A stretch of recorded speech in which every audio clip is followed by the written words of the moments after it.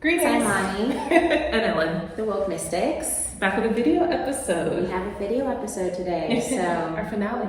This is our finale. Yeah. This is the end of our second season through the pandemic.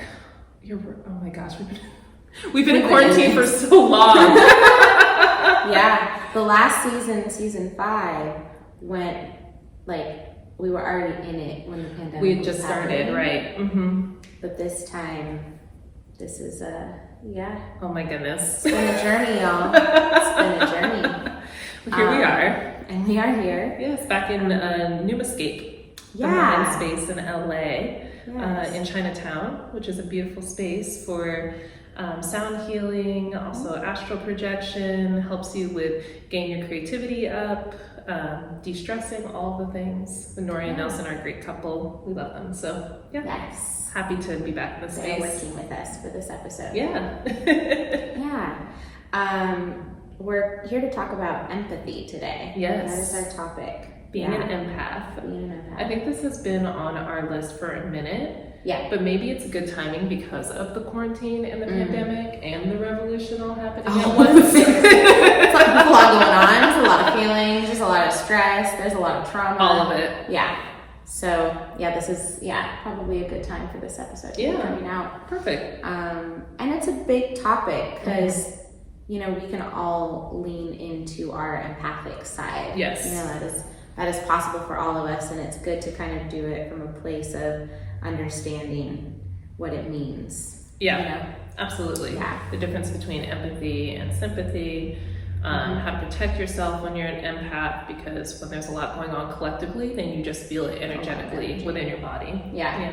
So this will be good. Yeah. So we can start out by giving the broad definition of empathy. The dictionary definition of an empath: a person with a paranormal ability to apprehend the mental or emotional state of another individual. The use of the word apprehend was a little aggressive, I thought. I was like, well, dang. When you go to Webster, that's their definition. And I really, I think a lot of us know about Brené Brown. Yes. And she has done a lot of work around empathy. She's got like her kind of famous little clip of there's the animal that's at the bottom of the well or ditch, and then the animal that's up top. And she's like, sympathy is the animal up top looking down being like, looks kind of rough down there. Want a sandwich? And then that was sympathy. Empathy is taking themselves down into the ditch and saying, hey, how are you feeling down here? Right. Like, instead of just like, you being down there is making me uncomfortable, so just come up here. Right. Going down there with them. And when you listen to the little clip, some of the points she makes is like, empathy is about connection, and in order to create connection, you have to be vulnerable. Right. So you have to be willing yourself to connect with the feeling that the other person is feeling, even if it's not something you have felt before, because you're tapping into something within yourself that allows you to connect with that person. Right. And so honestly, it can actually be hard to be empathic, because a lot of times if somebody is feeling something that we don't want to feel, we then go, ooh, like I can't touch that because I'm not even touching that within myself. Right. And so empathy allows us the space of breaking that barrier to say, oh, like I can tap into my own vulnerability and authenticity, which allows me to understand the other person. Right. Absolutely. Yeah, that's kind of the main thing that she talked about. Like, the response itself that you say can't necessarily make it better, but the connection can. Right. And that's the idea of empathy. Right. Yeah. And then my question was, because the first question that popped in my head was, can empaths and intuitives, are they interchangeable? Like, can you be an intuitive and not be an empath? Is that possible? Or I don't think it's possible to be an empath and not be intuitive. Like, Yeah. but in the reverse, I'm like, there probably are people You can who be are intuitive. and choose not, because I mean, everyone's intuitive, Right. and really everyone can be an empath. It's just whether you decide to tap into that energy. Take it on, yeah. So yeah, you could decide to tap into your intuition without tapping into empathy, but it would be difficult because part Right. of tapping into intuition is being open. It's like the idea of being open to receiving. Like, if you're going to be open to receiving, you have to be open to everything, Right. which means everything comes in. Yeah. And some of those things are hard to receive and some are not. Right. And so it's like, to be intuitive, you can't choose what comes in. Absolutely, And to be yeah. empathic, you also can't choose what comes in. It's like Mhm. all of it is delivered. Yeah. So yeah, I get what you're saying. Mhm. To be empathic, you have to be intuitive, but to be intuitive, you don't have to be empathic. Right, like I was thinking about it last night, and I was like, I wonder if, like, because I know people just assume if you're intuitive, then you're an empath, but Mhm. I think that some people do choose not to go to that level with certain people emotionally Mhm. and still call themselves intuitive. So I'm like, Yeah. I was curious about that as a question for us. Yeah, I mean, I think you could, but I think it would really limit your I agree. intuition. I agree. I don't think you'd really be able to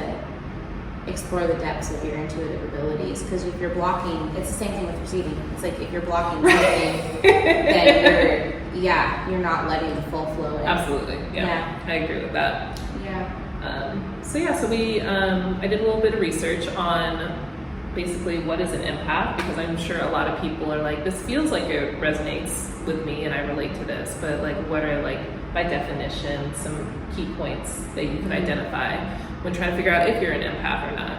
And one of the first ones was having high amounts of empathy, which I think we talked about. So like hearing sad news or stories, you feel personally affected by it. So maybe if a friend confides in you that somebody passed or something like big is going on in their life, you all of a sudden feel like the weight of that and the emotions of that, and that's a Yeah. big sign that you can be an empath for sure. And then another one, which I thought was actually really interesting, because I know we've talked about avoidance and avoidant attachment styles, but like having issues within your intimacy relationships or your close, like personal relationships, because you can take on the other person's emotions. So like there may be a little bit of avoidance playing into that as well. Not knowing, because if you're open to receiving and you receive everything, then that can feel overwhelming. Yes. Yeah. So you may create a little bit of like a barrier or like an avoidant attachment style, which I thought was a really cool point. I never thought about it that way. Yeah. So, yeah. That's like highly likely for empaths. Yeah. Yeah. Having strong intuition, we kind of touched on that. Feeling like at home in nature. Yeah. So too much like stimulation can be a lot for you. So if you like live in a city, like a metropolitan city or something like that, that energy can feel very overwhelming. Yeah, I go to the mountains every week. I'm like, get me out of here. You gotta get to nature every week. Yeah. As a way to tune out all of the noise. Yeah, and to really tune into intuition, what needs to come through. Right. Yeah, because it can be hard to kind of hear those messages. Right. They're inundated with so many other things. Right. Which comes back to that. Yeah, everything coming in. Yeah. All of the antennas being open. Right. Yeah. And we talked about, I mean, that goes back into like the next point about crowded places. So like maybe in like concert spaces, or I'm thinking about like festival spaces, that sort of thing, you can get really overwhelmed easily, or like stepping into a party and there's like a lot of people and a lot of talking happening. That can be like a sensory overload for you. So that's another way to tell. Yeah. You take in other emotions from other people around you and try to solve their issues. Yeah, which I think that comes back to Brené Brown of sympathy versus empathy. Trying to solve somebody's issues for them is sympathy. Right. Versus empathy is not, what's the line? It was, the response itself can't make it better. Right. It is the making connection that Right. makes it better. Yeah, I think that comes back to that point of, I think you actually get out, you get out of empathy and into sympathy. Right. When you try to solve somebody's problems, which also with sympathy and trying to solve somebody's problems can bring in judgment. That was the other big thing of Brené Brown that I forgot to mention with empathy, is we live in a society where we're so keen to judging people. Right. And so that can be something that keeps us out of empathy and keeps us more in a sympathetic state. Because if we're like, that's why I don't like the word drama. If we're like, oh, that person is just so much drama. Right. I'm like, oh, you mean that they take a lot of energy and you don't have the capacity for that space. Totally, yeah. Like, that's a better way to say it than this. Like, because drama is like so much judgment. And whenever we have judgment on somebody, it's actually coming from a reflection of ourselves and something that we have going on in us. So, yeah, I think that coming back to trying to tell somebody like what to do about their emotions is more sympathy than it is empathy. Right. Yeah. People turn to you for help a lot because you care so deeply. So you may be the helper friend, the mom friend that kind of we're taking on that role, being the caretaker. I think a lot of people who are intuitive or are empathetic can relate to this a lot. Yeah. You become the counselor friend. It naturally just like gravitates to you because you pick up on the information. Yeah, for sure. Yeah, that can actually be hard as an intuitive because as you tap into your intuition, there becomes a certain level of responsibility with it because you don't turn it off. It's always on. So you could just be trying to hang out with your friends and like all this stuff is coming through and you're like, like I really just wanted to like chill and watch a movie tonight. I'll go to some friends and be like, I just need to be 3D. Yeah. It's 3D right now. Sometimes you gotta give the disclaimer, like, I'm not here. Because that's another thing, too, as a healer as well. Like, people just think that you're always on in that way. Like, so it's like during your downtime, like, people still expect you to be in that, like, healing role. I'm like, no. Like, I'm logged off for the day. Like, strong boundaries. I'll have to tell myself, log off. Yeah, for real. That's a big one. Of like, and that is another blend between empath and intuitive as well. Yeah. Highly sensitive to smell, sounds, or sensations, sensorily overload. I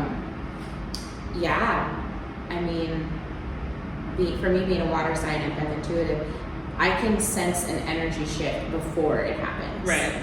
So, maybe 20 minutes before all of a sudden get this hit, and it's like, oh, things are going to lighten up today. And I was like, oh, okay. And then all of a sudden, 20 minutes later, I see the energy shift. Right.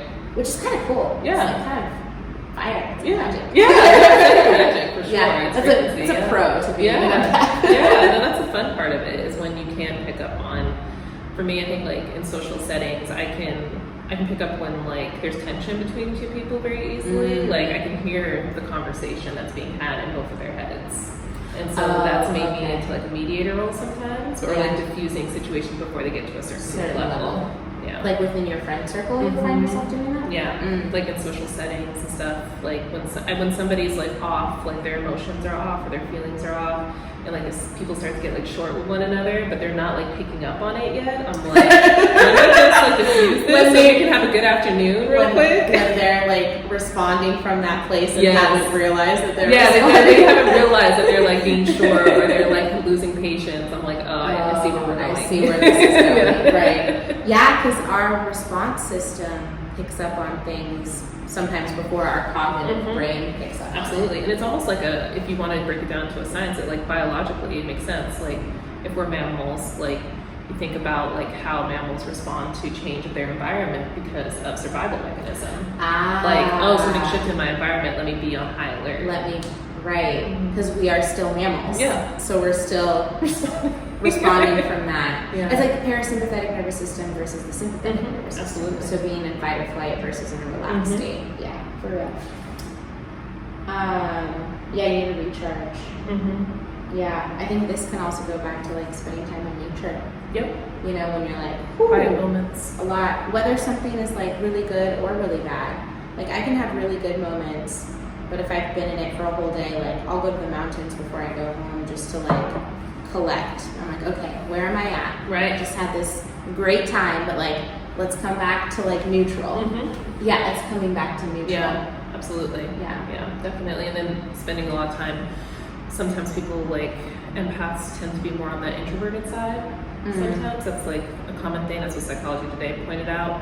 And I think that you have to respect introverts when they're like, I need my alone time, my space. It's probably because they're recharging. Yeah, definitely. And nature is a great place Yeah. to do that. They avoid conflict. Mm-hmm. Yeah, higher sensitivity to others' feelings. Yeah. Yeah, like if you're trying to combat your feelings and the other person's feelings. It's just like, oh my gosh, and there's so much anxiety around that. Mm-hmm. Yeah. Empaths trying to respond to conflict. That's a funny skit. I'd love to see a skit of two empaths trying to have a conversation, and they're like,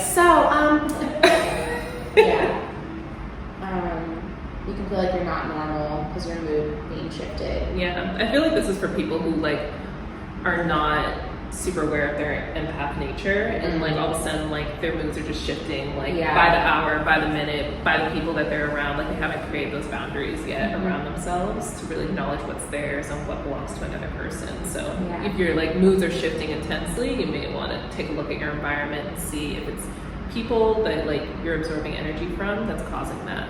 Yeah, and we're not really taught to be made aware of that. Mm-hmm. I just did one of my quantum workshops, and one of the attendees was like, yeah, when I was in the workshop, like somebody else came into the space, and then I realized I didn't feel well the rest of the day. And I had to tap in, and I realized it's because the person that came into the space like wasn't really on board with what I was doing. So I could tell their energy. I'm like, yeah, that's so common. Like, and the interesting thing is that we don't necessarily realize that it's happening. Right. So like you can have a whole ass partner that has a certain energy disposition that's different than yours, that just because you like are in the same space all the time and like are partners and maybe involved, like intimately involved, you carry their energy frequency. Absolutely, yeah. So when you're an empath, if you're aware of I've been there. That was one of my stories. if you're aware of that, it will show it. Like you'll see it. Yeah. You'll see when that energy comes in, and you're like, oh, okay. Yeah. I have a hard time setting boundaries.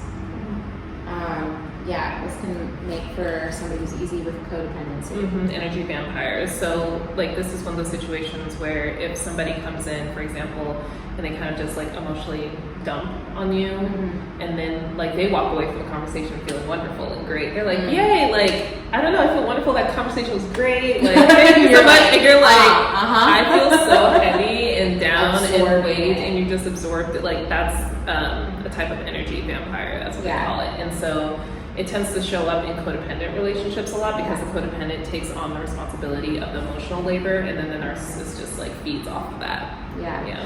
Versus like if you think about a therapist has skills with that. Absolutely, right? And they know how to emotionally combat that. Right. So if somebody comes in and says, oh my gosh, here's all my stuff, they don't absorb it. They are a reflection. So they ask a lot of questions, which is literally like a mirror that goes back, so that the person is dealing with it. And you can even see that with energy shifting, like with energy, with energy shifting.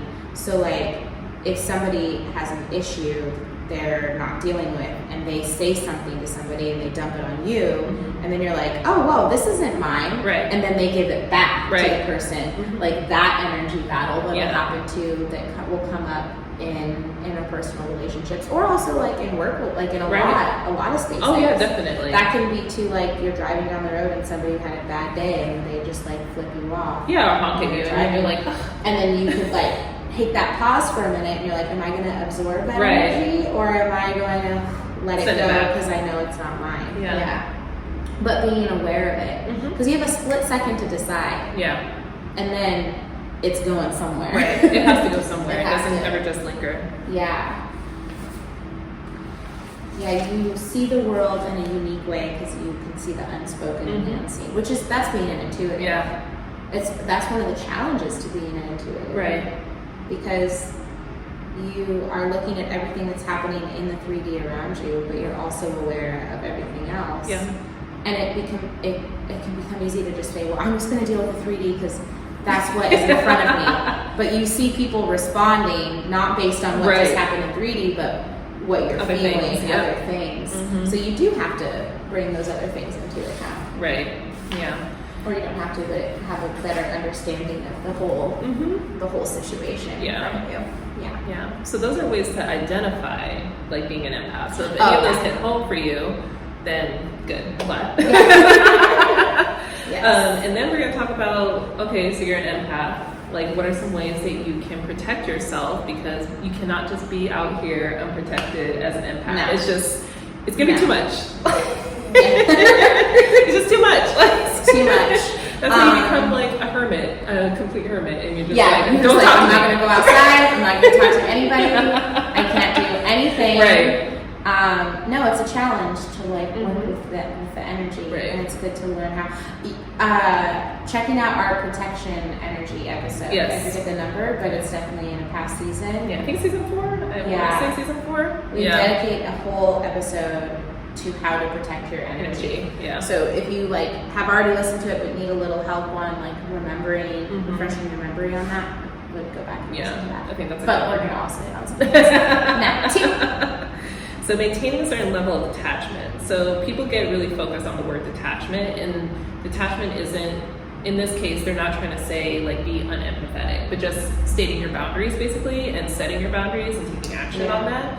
I think for me, boundaries is a really healthy word. Yeah. Because it's not saying that you're cutting off or blocking compassion. It just says part of compassion is self-compassion. Right. And so you're taking more of an observational stance rather than a reactionary stance. Yeah. So you're observing the energy rather than feeling like you have to engage with the energy. And that's a big lesson for empaths. I think that's probably like a lifetime lesson that we all have to learn. So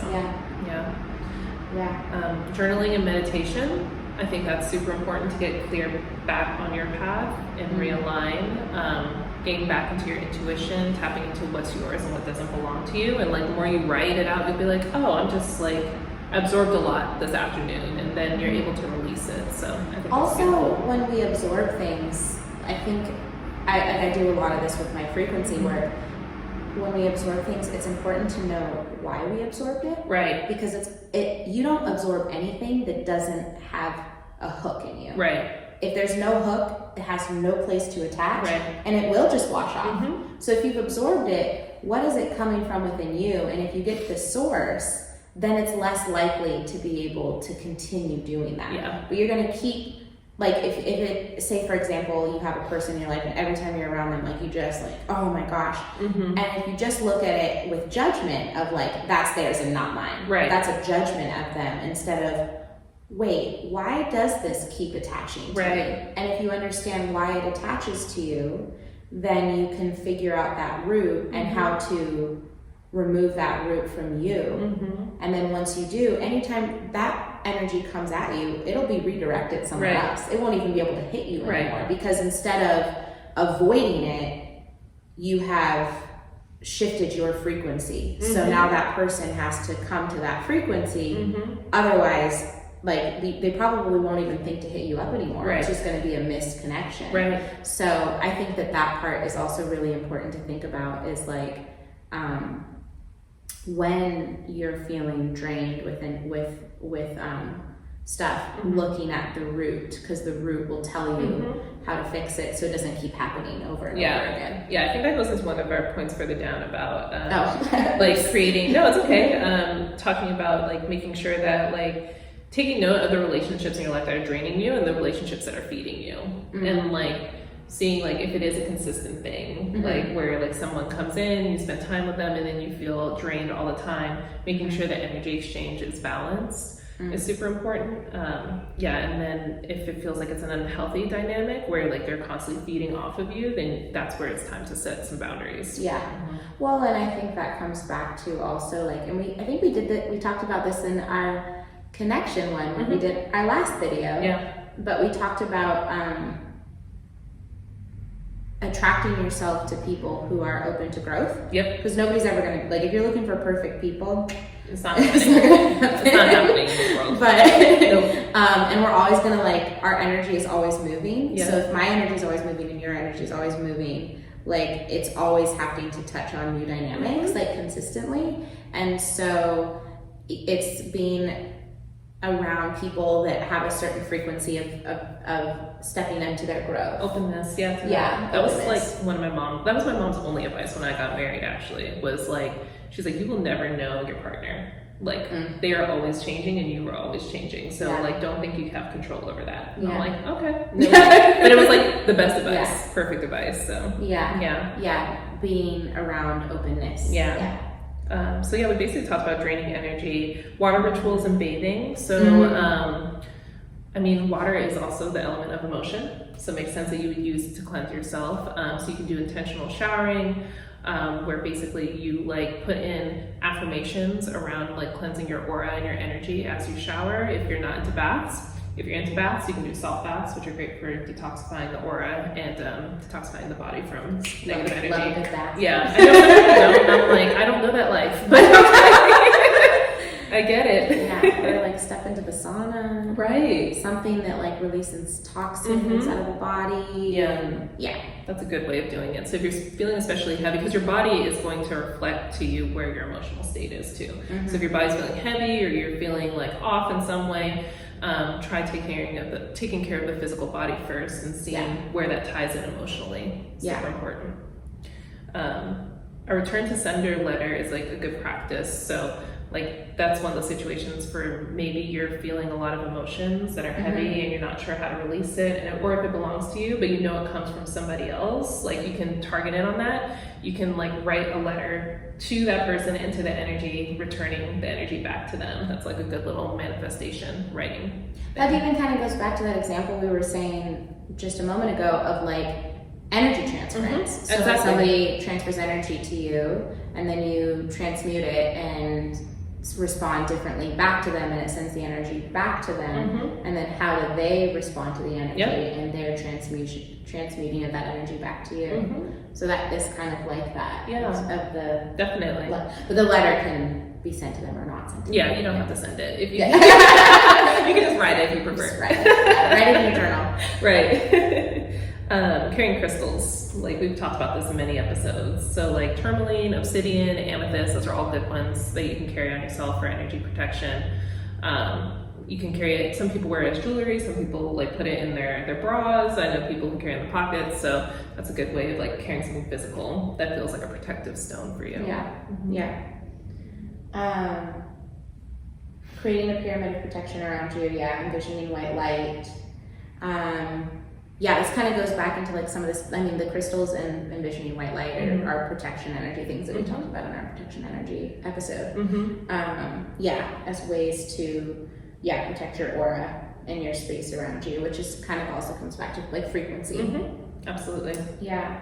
Spending time in nature, getting rooted in the ground, which can also be a way to stabilize energy as well. Because if you absorb so much, you can go back to a place where there's not other energy around you to kind of go, okay, now that I'm here, what's mine? What do I need to understand about myself? Because really at the end of the day, it always comes back to self. Definitely. I was even one last night I was gonna say about the return to sender, is that sometimes we have to, which can be difficult for an empath because this goes back to the conflict one, we have to step, like it's okay to write something just to yourself, especially when processing, but at some point it is good to share, because if we don't, that's where we can get into passive aggressive energy as empaths, right? Because we're like, oh, because I don't feel like sharing, I have the right to not do that, but then our energy is still speaking to them. So it's important to, I think, for us to grow as empaths to see where we can show up for ourselves, right? But just that last point on that, and then making sure you're setting aside alone time to recharge and recenter. I think that's for everyone. That's not just empaths. I mean, everybody. Like I think extroverts. I think I walk the line of extrovert and introvert sometimes, with leaning more towards introvert most of the time. But like I know people who are like extrovert all the time. They're like always out, or they're always around people, and I'm like, whew, you must be tired. I think that for anybody, you have to have some alone time so that you can refocus and recenter and restabilize and understand what's yours and what isn't yours. Just like as your identity, even as a person too. I think it's super important. It's interesting. I feel like I lean a little bit towards towards extrovert,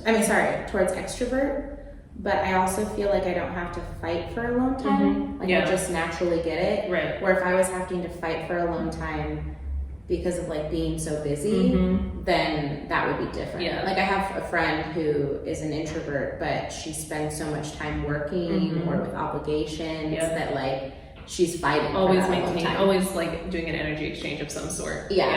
But when you're an entrepreneur, you more naturally get that alone time because you don't have to be around people. Right. You can just like be in your own little corner working. Yeah, absolutely. So that can also, yeah. That's the best. You know what? It is. Mm-hmm. I haven't been in an environment where I've had to work with people in a while, so I forget that life. Yeah, I mean, coming from it, like very recently, I'm like, I much prefer working from home, like in my own space, and like, going to meetings with people or like interacting with people in person, but like an actual office environment, I don't know if I'll ever return to that. Right. I'm good. I'll do freelance from home forever.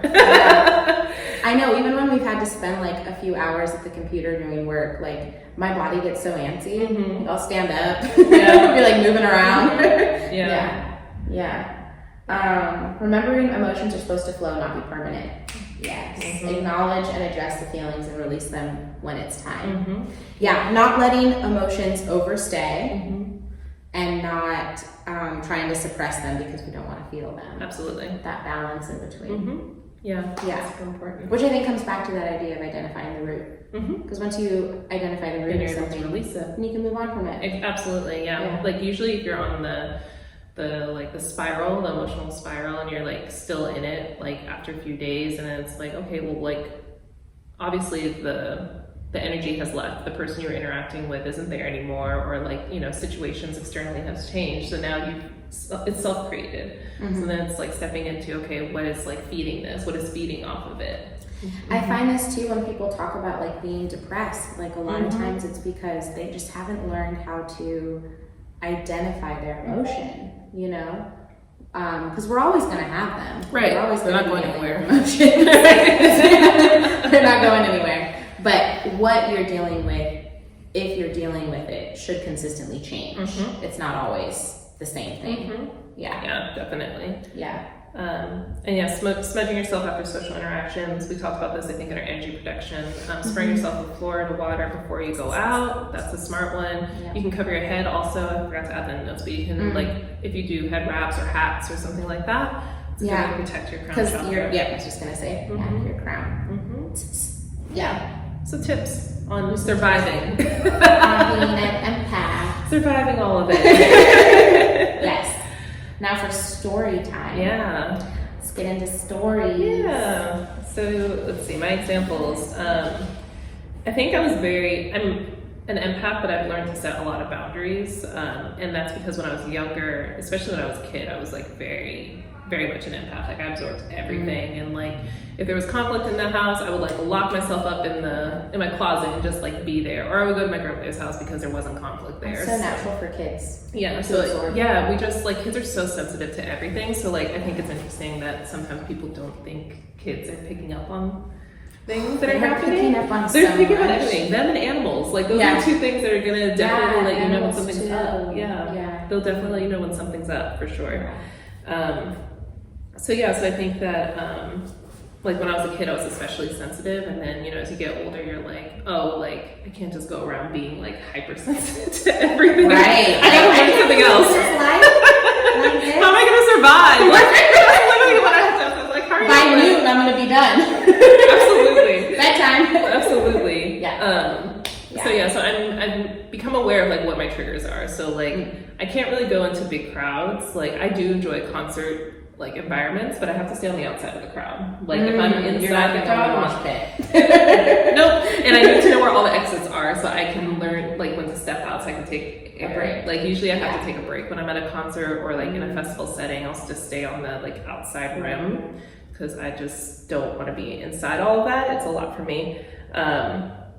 And there's been I always have the occasions of like strangers talking to me, like just coming up and like emotionally dumping. It doesn't happen as much as it used to, which is great. Strangers. I think this was probably, I want to say around 2015, 2016. There would be a time where like me and my friend would be walking down the street and like people would stop and like talk to me, and she was like, I literally can't go anywhere with you because like people just want to come up and like talk to you.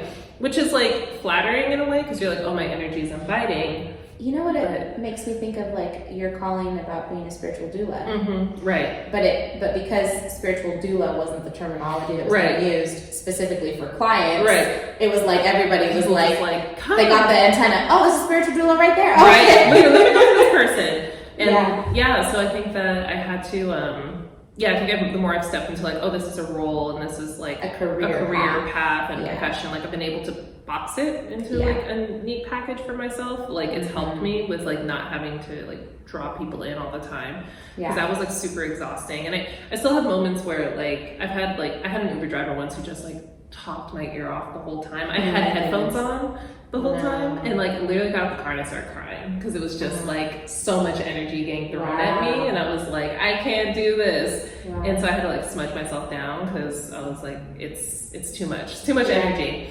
And because it was like, it wasn't like light stuff either. Like you had headphones in the whole time? I had my big headphones on, and like eventually I was just like, he just doesn't care. Like he keeps going and like sharing his life story. And I was like, oh my gosh, because also my boundaries weren't being respected in that moment either. Like, obviously, like I'm not. You had headphones. Obviously, there's a reason why I wear big headphones. Like, because I don't necessarily want to talk to people in public a lot. Right. So yeah, that was very energetically overwhelming. And like this is like him sharing a lot about his family and his personal life, and like issues around his marriage and things like that. And I was just like, whoa, like. I should start charging you, like at this point, you know, this 20-minute ride. And then so the spiritual doula work comes in, right? And then my friend had a 4th of July party, and I remember she had a friend there who also like kind of like emotionally dumped on me, and like told me her life story. I was getting ready to leave too. I remember that, and I'm like, it was right at the end. Right at the end. You were like, I was about to get out of here. I was really about to leave, and like she just went on and on and on, and. You know, like, of course, it's like you empathize with these people that they are going through something. Like, everyone has a story and a narrative, but it's also like, whew, like, that's a lot to take on when you're not expecting it. And, like, also, I guess my boundaries and my guards weren't, like, fully up at that time either. So it's just like, oh, this really person's friends. Yeah, I was in a casual environment. Like, I probably felt like I was safe. Like, I had my headphones on, so I probably felt like, oh, like, that's my barrier. But obviously, that didn't work, so. Kind of goes back to what we were saying about that moment where, like, something's happening, but it hasn't completely registered to you yet that it's happening. And by the time it is, you're like, oh, we're here. Oh, I'm here. Okay, got it. Yeah, definitely. So like part of like setting my boundaries around being an empath also is honoring my energy levels. So like I think when I was younger, I used to feel like I had an obligation to like always be on for people, like always be present for people, always, you know, in social settings. Like, you know, you have that thing of like, I'm not mean, but just like being like always like need to entertain or like hold space for people. And so like I kind of acknowledge when I go into social settings, like, are you in like your social butterfly mode, or are you in like the observational attendee mode? What mode are you like in? What mode are you going into? And like respecting that rather than trying to like push myself to be in a mode that you're not in. Absolutely. Overextending. And the need to come back to make everything okay, like the sympathy thing comes in. That played out a lot in my marriage because like she was going through a lot and I was feeling so off, and like not to say it was all her energy, but like we talked about, your close interpersonal relationships deeply affect you. So when the person's going through something and like they're not really speaking on it and you're feeling it, I was like, I feel like I'm going crazy. I feel like, what is this energy? Like, what's going on? And it wasn't absorbing your partner's energy. Absolutely. So it wasn't until we like figured out where the root of it was coming from. I was like, oh, I'm absorbing like 90% of that. Got it. Okay, cool. Like now I know at least where it's coming from, because I couldn't identify where it was coming from in that moment. And that's where therapy. Sometimes that also takes stepping out of it to even realize what's happening. Yeah, and I think that's where like therapy helps so much. And what I appreciate about therapy is that it is like a mirror. So like asking a lot of questions around like, does this belong to you? Does this belief system belong to you? Or was it like absorbed by you? And so that's been a lot of questions that have come up for me in that process. So yeah, that's been good, a good healing process for me. And journaling, of course, has always been, I think, one of my main practices since I was, I think, 25. So like almost 5 years ago. So journaling was like really what got me into tapping into what belongs to me, what doesn't belong to me, and taking responsibility for my own emotions rather than taking the responsibility of another person's. And then also tapping more into intuition. Like, what are you being guided to do? What are you being told to do from yourself, and not from somebody's external energy that's trying to influence you. And yeah, we talked about this before. Like I said, like water rituals are big, so like salt baths are great. Spraying Florida water before you go out. I like highly suggest it to anyone who's going into like a crowded space, especially just because you never know what people are coming into the space with. Yeah, and if you're highly susceptible.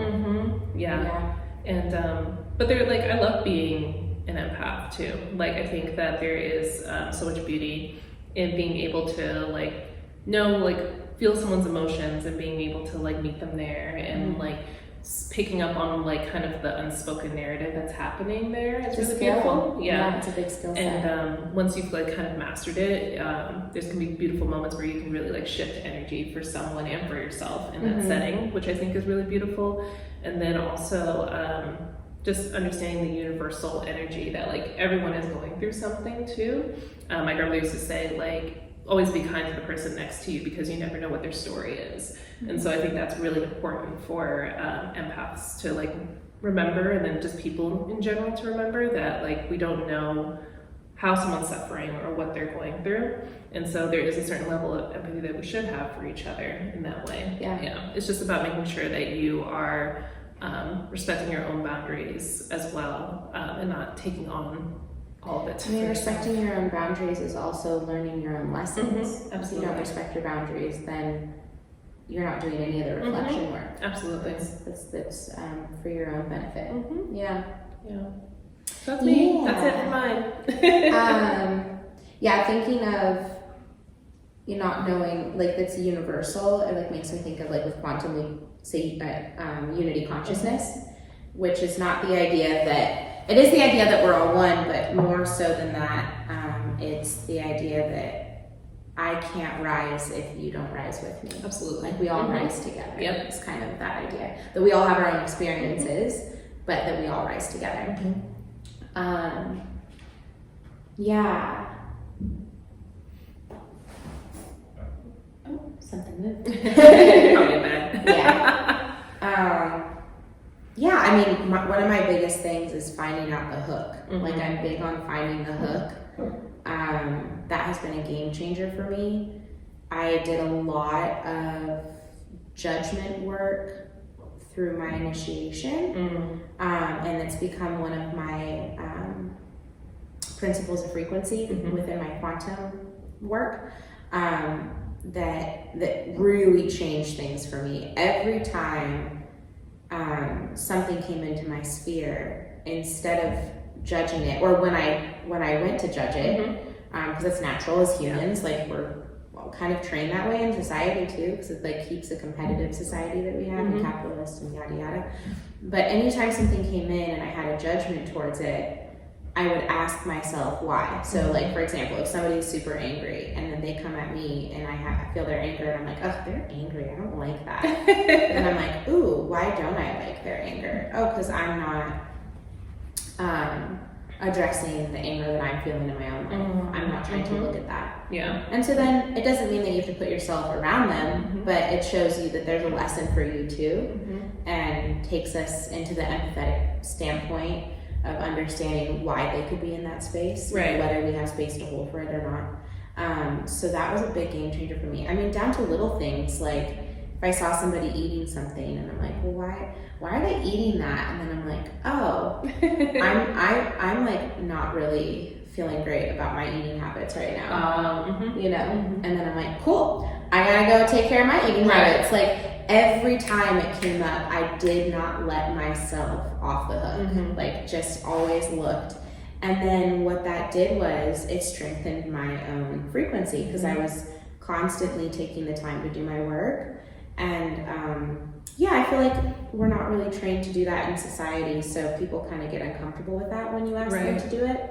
You know, if somebody kind of just wants to like talk shit about somebody and you're like, well, why? Like, what do you have to learn here? And they're kind of like, oh, they don't. You can tell when somebody doesn't want to take their own responsibility. And it is true. Like, you don't want to gaslight. Like, you don't want to tell somebody that they're not valid for feeling what they're feeling. Like, that is very important. But also understanding, like, well, even in being a victim, like, how did I get here? Like, that empowers you because you can decide how you want to move outside of that. So that's exactly. So that's a big one for me with empathy. When feeling overwhelmed with emotions, I like have to go to the mountains. I have to step out for a minute and I try to identify, like, okay, why is this happening? Because as a water sign and intuitive, I will feel overwhelmed a lot. It happens to me all the time. I'll go into a social setting that feels super chill, everything's happening, not necessarily picking up on all the stuff that's going on, but it's occurring, and then I'll walk out and just be like, holy shit, and like don't realize it till I leave. Because also I feel like for me, I'll in a setting, it's so important to me to be composed. I just that's like Capricorn rising. I always have to be composed. So if somebody's like making me flip the fuck out, like they might not even know it. I'm like, I'm keeping it all in, I'm keeping it in, and then I'll go out and be like, oh my god. That's so funny because like I talked about like how strangers come up to me and just like want to talk to me. That's like Pisces rising energy of like I'm a healer, come talk to me. And yours is like composure, like I'm like keep it moving. No, when you were talking about your story of being in the Uber, I'm like that never happens to me. But because when I go into an environment like that, like literally my game face is like, don't talk to me. That's the Capricorn rising for sure. It's like a stone wall. And like somebody will try and I'll like look at them like, what are you doing? Do you see this wall here? Yo, respect the wall. But my moon is Pisces, so internally I'm in like 5 million worlds. Definitely the Capricorn rising helps me with that. It keeps up my block. So that actually doesn't become so much a problem for me with strangers as it does with like people that I know in my life, in my personal relationships. Resetting, love doing the baths, love doing the nature time. I mean, I feel like completely re-alchemized when I do a bath. And meditation. I can't do it right now, but I love going to meditation. There's meditation classes. Because environments for me is so big. Ambiance. So to go into a meditation studio that's like all set up, I'll just go and be like, can I live here? You know, like once things went virtual, I was like, do I want the virtual class? I was like, I want to go to the studio. Like that's the part I like, you know, I'm paying for. I'm like, give me the studio. Resetting. I've also been recently working with the Tibetan sound bowl that I got for my birthday, and I've been realizing how much like doing it myself versus going and hearing somebody do it, like a thought has a frequency. You know, and like a strong thought, like, ooh, the bowl was super loud. And then like if I'm feeling empty, like I'm not picking up any sound. So I was like, ooh, being able to shift energy with that too. That's been fun. And then when I'm feeling overwhelmed with a feeling, coming back, how do I transmute it so that I don't suppress it? Because so much of society has taught us to suppress things, and then that's when we have these people that are like depressed and on antidepressants and they don't know why, and like they're storing so much in the body.